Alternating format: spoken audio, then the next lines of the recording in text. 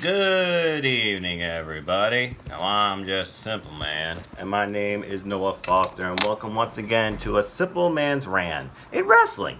In this week, of course, I'll be discussing what is not limited to my brief thoughts on Super J-Cup, Destruction in Kagoshima and Beppu, Clash of Champions, Raw, SmackDown Live, Ring of Honor, Impact Wrestling, and more. So thank you for everyone who has tuned in. Let's go ahead and get right into it. So what have I watched in the past week? It is currently Tuesday, September the 17th, so I will just retrack all the way back to, well, basically last week, Tuesday, September 10th. So let's see, Tuesday, September 10th, SmackDown Live. What was memorable? Oh, I guess that whole week was memorable, at least the first 2 days. It was Raw, Madison Square Garden, SmackDown, Madison Square Garden. The first time either of those shows have been in over a decade. What's the biggest takeaway I could take away from both those shows? Nostalgia sales. They basically relied on Stone Cold and Undertaker for ticket sales. I mean, they tried some angles for Go Home to Clash of Champions. The only thing that mattered to me was Firefly Funhouse. Still my favorite thing on the show. We're really glad that you're our friend, and this is a friendship that will never ever end. That song has been stuck in my head all day. Well, basically every day. And the way I see it, they're setting up for hopefully Undertaker's last match with The Fiend at Survivor Series. But only time will tell. What else? Stone Cold, AJ Styles, phenomenal selling, no pun intended, of the Stone Cold Stunner. I thought it was incredible. When it comes to Baron Corbin, he is boring. But when you put him in a match with small guys, the man can really give you an incredible match. And they even gave him chance. Controversial chance with Let's Go and You Suck. So I thought that was entertaining. SmackDown Live, let's see here. Oh yeah, stupid. Okay, simple as that. And AEW chance, I approve. I thought most of that show was crap. So let's see. NXT. What happened last week on NXT? Well, we are hyping up for their going to USA.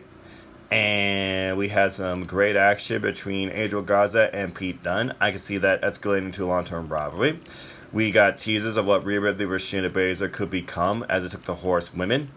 And I'm looking forward to what's next for Donovan Dijakovic and Keith Lee. I'm still reeling up to that one match they had as well.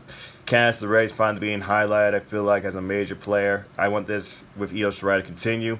John Gargano says he's in NXT for life. I hope more people are personally NXT for life, because as long as you stay away from Vince, you're safe. NXT, again, is pretty much my favorite out of the 5 brands from its longevity, its growth, its history, its evolution, its stand out, and its Vince-free effect. And hashtag 2 for that matters, but even then, Vince has tainted it along the way too, which caused it to go bad. But anyway,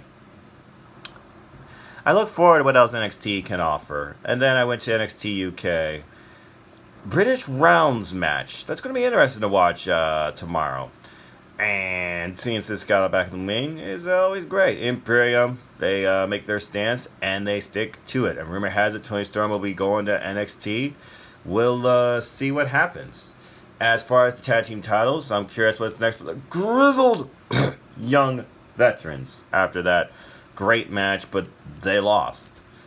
And NXT UK's women's division is stacked. So glad to see Tegan Nox in action. Still as shiny as ever. Her versus Kaylee Ray could be an incredible feud. Although I'm surprised they don't do anything yet with Killer Kelly. I'm surprised they aren't trying to do ICW Kaylee Ray versus Piper Niven. Maybe that's just a plan in the works.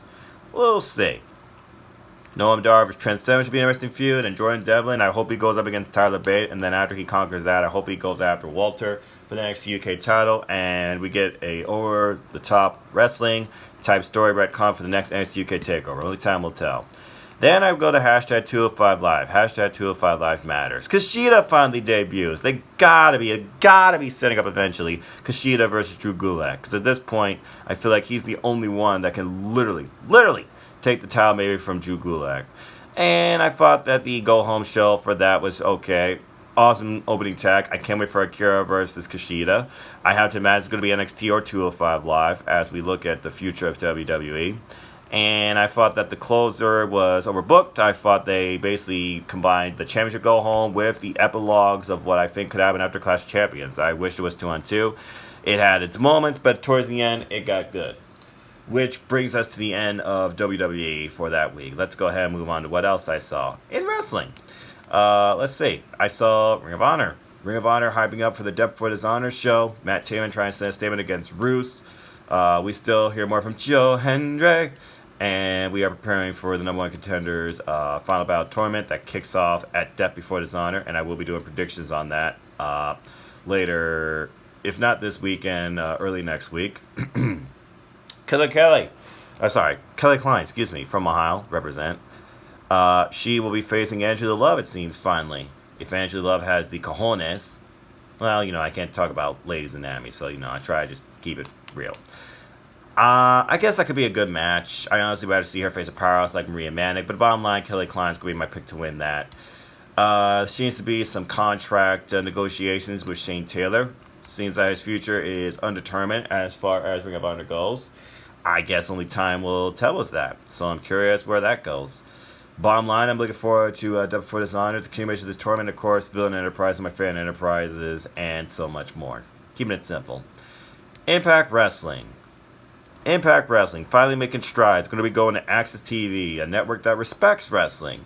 I'm happy for them personally. I think they have an incredible roster, and I feel like this could definitely help with not only pay rates but exposure. I don't think they get enough on Pursuit, and I think their Twitch partner is great, but I don't think they get enough there either. And I'm curious to what happens as far as Tessa Blanchard and these W Originals go versus OVE. LAX got one last match, and this Eddie Edwards, Ace Austin thing has reached a climax, I think, and has got to end at some point. Also, the women's title, Ty Valkyrie, still stands tall, and it looks like Tennille Dashwood, she's making strides, beating Kara Hogan. Good on her. What they haven't really discussed, I've noticed, is X Division title. I guess that's Jay Chris, but they gotta figure out an opponent for him. Willie Mack and Rich Swann, still both an incredible duo. Mahabali Shera, a emphatic return. The Desi Hit Squad, huh? And we'll see how far that goes. I'm very curious. Okay, let's move on now to the weekend. So the weekend was big because we had a number of shows. First off, I finally was able to watch the New Japan Cup on demand in English. A number of matches really stuck out to me. I think, let's see here. Ospreay vs. Amazing Red. Enough things cannot be said about the respect and the action in that match. Amazing Red still got it. And I agree with Ospreay. Until he becomes IWGP Junior Heavyweight Champion, it's a crime against junior heavyweights that he has not held that belt. A phenomenal, phenomenal match.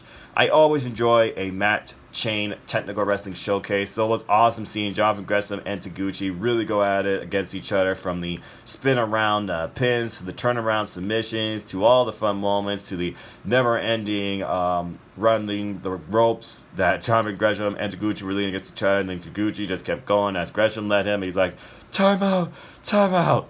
Taguchi won in the end with a roll-up. It was a very competitive back and forth game of chess. I really enjoyed it. Always enjoy when those two get in the ring. A rematch from Best of the Super Juniors. And Taguchi won. Again. Show picking up a tremendous victory, I thought, over Taiji Ishimori. I felt that was long overdue. Show is a breakout star waiting to become a top singles competitor. And then to sum it up, let's see. I have to say, Dragon Lee El Phantasmo, the blood. Man, despite El Phantasmo and his tactics with the crock punch, I like to call it. And by the way, ELP versus Robbie Eagles, phenomenal match that felt very personal too. Loved it. But the final match of the whole thing, I thought was very well executed. It went the distance. There was blood. Dragon Lee is freaking phenomenal. I hope he comes back to New Japan Pro Wrestling and works with them again very soon. And then, of course, we find ELP wins the whole thing. He gets the jacket, wants Juicin to put on it, but based on the overall lack of respect for Juicin and this tournament, Juicin's like, no, do it yourself. And then we get a call to Ospreay, cheap attack by Bullet Clubs, Taiji, and basically he wears the jacket, he tosses the trophy, Eagles and Ospreay stand tall in the end, and Ospreay basically plants his foot in the ground way, fakes the best effing wrestling promotion in the world, which is New Japan Pro Wrestling. Mad respect to him. I love his heart. You cannot argue with the heart of this guy. And I look forward to what's next for the Birds of Prey versus ELP and Taijimori, which we'll get into shortly. As far as Star Worlds go, I have not had a chance to follow up on the 5-star Grand Prix to see who's leading that. But again, my pick still stands. Bea Priestley, Robo Watabe. And I would like to see Kogetsu also involved in that. But only time will tell for that. Let's see. Then we go to the weekend. We had two shows, Destruction in Beipu, Destruction in Kagoshima. Destruction in Beipu was highlighted, of course, by the, excuse me, what was it highlighted by? My brain's still tired from school. Oh, yeah. It was highlighted by Tomohiro Ishii and Yoshihashi versus GOD for the IWGP Heavyweight Tag Team Championships. Yoshihashi coming so close to his first title. I thought they had an incredible match. I thought he had it, but then Kenta comes into play. It's amazing how strong Kenta and GOD are together, and they look out for one another. And it seems like this is just going to keep going and going. Bullet Club, Bad Roots, Roots doing anything it takes to win. And then the main event was a rematch for the British Heavyweight Championship between Hiroshi Tanahashi and Zack Sabre Jr. I did not think this title would hot potato this quick, but I think Hiroshi Tanahashi let his own wrestling get the better of him, as he wanted to try and out-wrestle Zack Sabre Jr.'s own game. Instead of going for his high-fly flow in the end, he tried to go for submission. Zack Sabre Jr. caught him. Zack Sabre Jr. once again champ. What was really the closing moment of the night, though, was the statement Zack Sabre Jr. made. It seems like the focus for New Japan Pro Wrestling has been double champion come Wrestle Kingdom. However, Zack Sabre Jr. says he wants to become the first triple belt champion. He wants to hold the Intercontinental, the British, and the IWGP Heavyweight. But then he also says he wants to throw the Intercontinental in the trash because it's irrelevant. That is quite a statement. Can he actually own up to that, though, I wonder? I think only time truly will tell. Oh, by the way, I also saw AEW Road. I am so excited for AEW.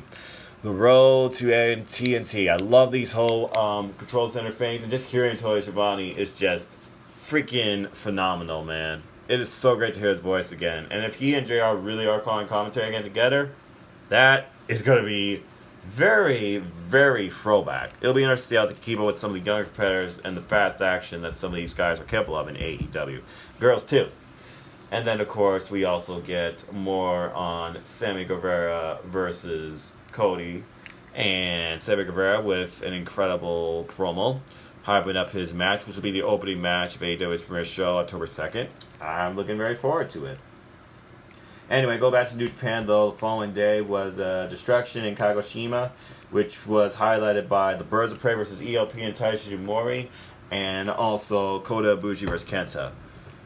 Wow, those two matches. Okay, Birds of Prey versus the current IWGP Junior Heavyweight Tag Team Champions, ELP and Taiji Mori representing Bullet Club, and Birds of Prey, Robbie Eagles and Will Ospreay representing Chaos. That was a match to remember. So many near falls, so much anticipation moments, but in the end, it was a title shot to the head.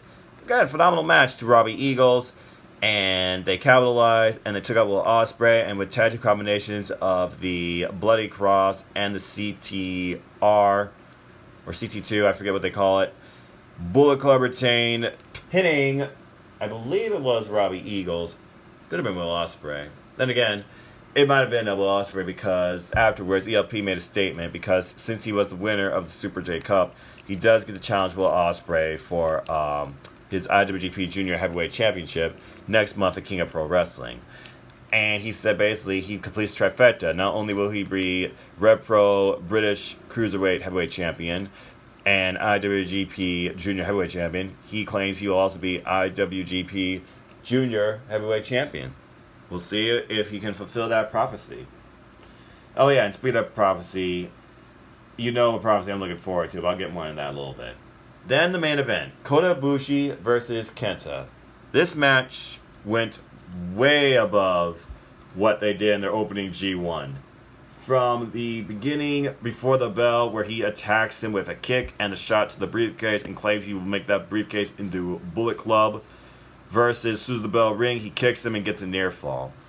And then you just have Kota just trying to fight back, and Kenta just remaining in control and just feeding off the hate from the hometown crowd for Kota. And it was a really competitive match of, you guessed it, kicks and strikes. Both men at one point literally striking each other in the face and kicking each other, both men down. And then we get that overall synopsis of Bullet Club, looking out for Bullet Club, trying to do anything it takes to win, with GOD coming down, trying to help Kenta win, only to be taken out by Kota, but then they capitalize, and before they could do a super power bomb after a magic killer, who comes down for the save? Continuity, folks. We got Yoshikashi and Tomohiro Ishii. Clearly, this is not over between these four. And the sixth, really, because in the end, thanks to that, even after Kenta used, or attempted to use, the Bumbai, the Kamagoye on Koda, and Koda countered. Man, Kenta, man, he really has reinvented himself, besides his dyeing his hair gold. In the end, Kodabushi retained his certificate with not one, but two Kamagoyes, a statement sent to how strong Kenta is. He brought the fight. And afterwards, we figured out who our next challenger will be for that certificate. The other person to beat Koda, as expected in the G1. Evil, representing Los Ignobles de Japón. So we got that to look forward to now, and I imagine that's got to be at King of Pro Wrestling or Kobe. I'm not sure. Speaking of which, the other highlights from this past weekend from New Japan was definitely, as we continue our road down to destruction in Kobe, Jay White and Tetsuya Naito's mind games. It looks like Jay White had the last laugh, though, with a dreaded low blow, dropping Naito. It's like he's saying it's in his head. He keeps saying everything I said is true. And, of course, not only that, he also said, "You are my destino." And he also lists off everything he has done and said, and that has come true. So, don't count out Jay White. Breathe with the switchblade. He might pull this thing off coming up. Anyway, the other highlight of this night finally reached an apex with Minoru Suzuki and Jushin Thunder Liger. He unmasked Liger. Oh my gosh. Can't believe Suzuki did that. Well, I can't actually. They gotta be setting this match for King of Pro Wrestling. You cannot keep taunting me like this, alright? This has gotta reach a climax. I fought again, another night of incredible action. And also the Young Lions Cup is still going on. My pick to win Shota Umino still looking strong. Tied, I believe, for first place with two others with 8 points. And Yumura getting his first win over Clark Connors. Did not see that coming. And Ren Narita still looking strong as ever. The only representative of Fale Dojo, Michael Richards. He's trying. Anyway, moving on from there, Sunday was Clash of Champions. Alright, Cruiserweights. I finally thought they were respected well. That triple threat was awesome. It went the distance, got the time. But it was at the expense, I feel like, of who Vince wants to bury, Cedric Alexander. Because Cedric and AJ was literally a squash. Maybe 2 minutes of fast, insane action. There was a formula for this night, too. It's like several matches that fast start, instant pinfall. Or near fall, excuse me. Anyway, the Law won, but what was my biggest highlight from Clash of Champions? There was two. Becky versus Sasha. That match, that angle, that animosity. Been waiting for that one-on-one since NXT. It was absolutely worth it. And then the closing match between Braun and Seth. Probably the strongest Braun has looked in a while. Made him legitimately look like a monster. With the fact he had so many kickouts, and it took so many curb stomps, and even Seth pulling out a pedigree to get the win. I thought that was extremely interesting. But then the closing angle. The Fiend, Bray Wyatt.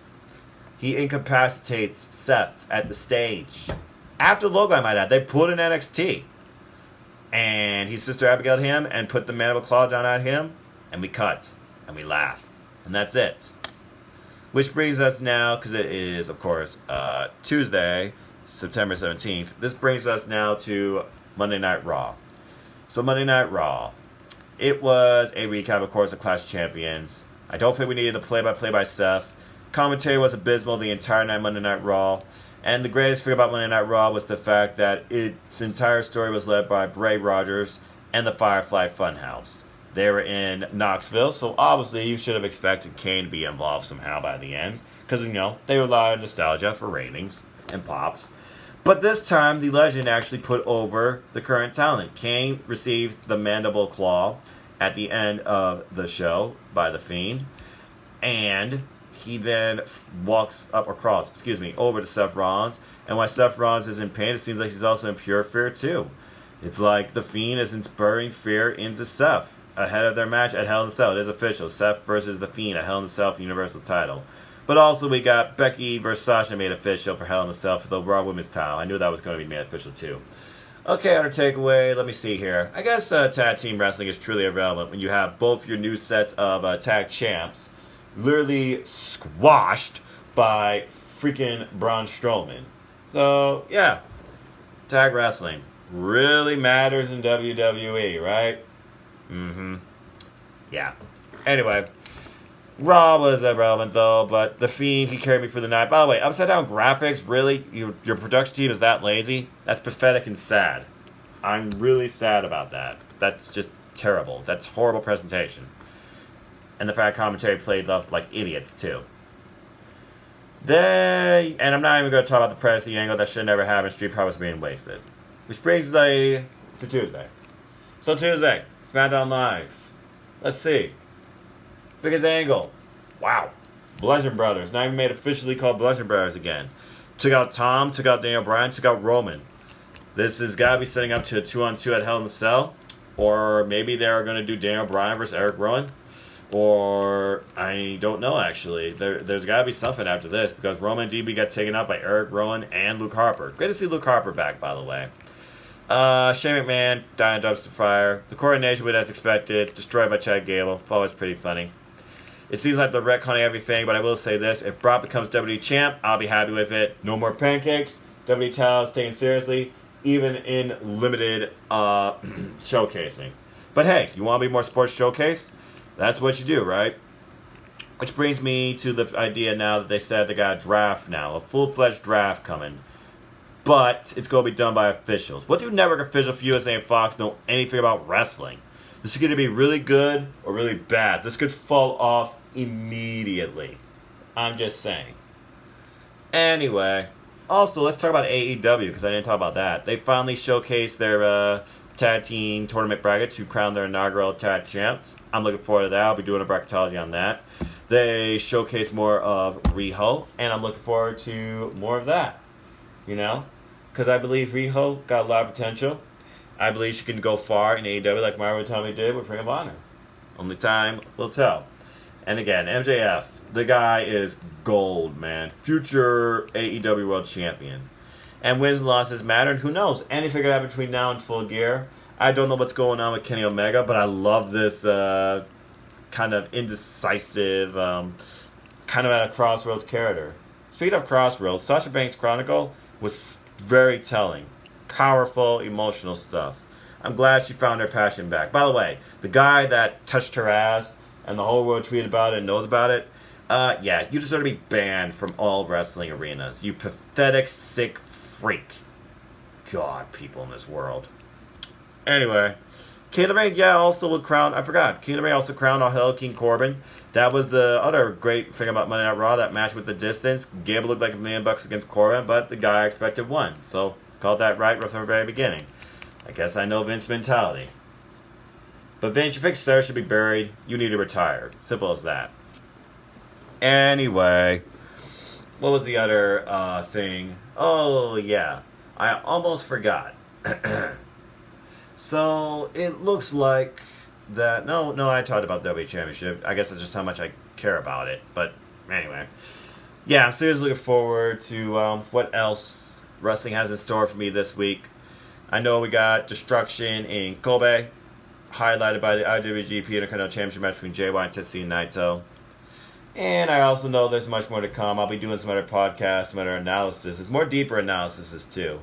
Maybe at one point I'll just do like a simple chat and just discuss what I've seen in wrestling news versus what I've watched in wrestling, you know?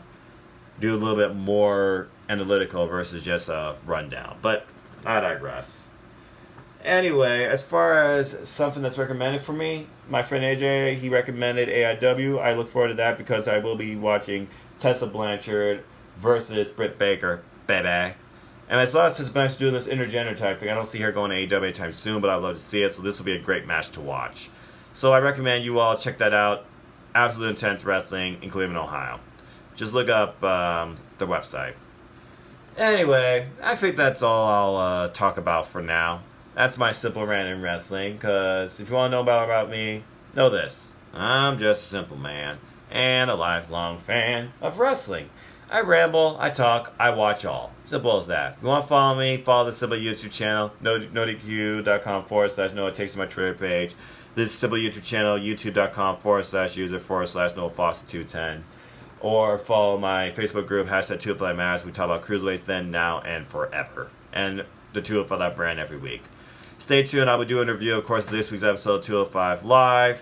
I might even talk more about plans for the network. I might even highlight some stuff from Triple H's latest media call. And again, I'll see what I do with this series. You want more evolution with this series or involvement or something else? Let me know in the comments down below. It's just me talking wrestling. Anybody can do it. I encourage you all to try and do it, whether on camera or off camera. Anyway, support NoDQ, the reason I'm in YouTube. Support Colin Andrews and the Charmin Blob. Support Aftermatch Wrestling, Stephen Osborne and Jerry Slaughter. Support The Holiday, Chris May. Support the Indie Queen, Cindy G. Support AEW Nation, led by good brother Chris. Support the Wrestling Rundown, led by Owen and James and Chris Dude. And support, of course, like I said, NoDQ and all your favorite personalities from there, too. Go make a friend, go make an enemy, go troll virtue. Your opinions matter. Go to the official NoDQ website. Stay tuned to be part again of the NoDQ Galaxy Predictions League. And stay tuned for more of the Team NoDQ Predictions League as we head towards AEW Full Gear, WWE Hell in a Cell, and so much more. And again, like I said, I will be doing predictions on Ring of Honor, Death Before Dishonor, Destruction in Kobe, AEW's first show, and doing my own AEW preview, maybe with my Elite Team Indie DQ compadres. Only time will tell. As well as AEW Tag Team Tournament bracketology and predictions as well. So with that, thank you for tuning in. Thank you for listening. Like, share, subscribe, comment, tell a friend. Let me know what you want me to talk about, ramble about, break down, analyze, go further detail on in wrestling, WWE and beyond, AEW, Impact Wrestling, New Japan Pro Wrestling, Ring of Honor, Independent Wrestling, and support Independent Wrestling, folks, because that's where it all starts. British Wrestling, hey, even Beyond Wrestling or Title Match Wrestling, who knows?